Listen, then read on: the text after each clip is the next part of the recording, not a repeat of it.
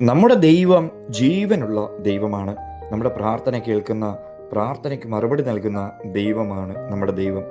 ദൈവ ഇഷ്ടപ്രകാരം നാം ജീവിച്ചാൽ, ദൈവഹിതപ്രകാരം നാം പ്രാർത്ഥിച്ചാൽ, കർത്താവ് തീർച്ചയായും നമ്മുടെ യാചനയ്ക്ക്, നമ്മുടെ നിലവിളിക്ക് മറുപടി നൽകിയിരിക്കും. എന്നാൽ ചിലർ പ്രാർത്ഥിച്ചിട്ട് മറുപടി കിട്ടാതെ വരുമ്പോൾ ദൈവത്തെ പഴിചാരുന്നതായി കാണാം. നാം ഒന്ന് മനസ്സിലാക്കണം, ദൈവം സഹായിക്കാൻ കഴിവില്ലാത്തവനോ കേൾപ്പാൻ കഴിവില്ലാത്തവനോ അല്ല.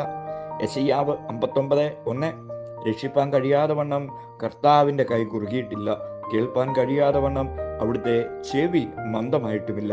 ദൈവം കേൾക്കാതിരിക്കുകയും പ്രവർത്തിക്കാതിരിക്കുകയും ചെയ്യുന്നുവെങ്കിൽ അതിൻ്റെ ഉത്തരവാദിത്വവും കുറ്റവും ദൈവത്തിനല്ല, മനുഷ്യർക്കാണ്. സ്വയം ഒന്ന് പരിശോധിക്കാം. ദൈവത്തിൻ്റെ നന്മ എൻ്റെ ജീവിതത്തിൽ വെളിപ്പെടാതിരിക്കേണ്ടതിന് എന്താണ് കാരണം?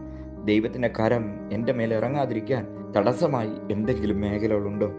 ഉപേക്ഷിക്കേണ്ടവയെ ഉപേക്ഷിച്ച്, തിരുത്തേണ്ടവയെ തിരുത്തിക്കൊണ്ട് കർത്താവിന് ഹിതകരമായ ഒരു ജീവിതം നമുക്ക് കാഴ്ചവെക്കാം.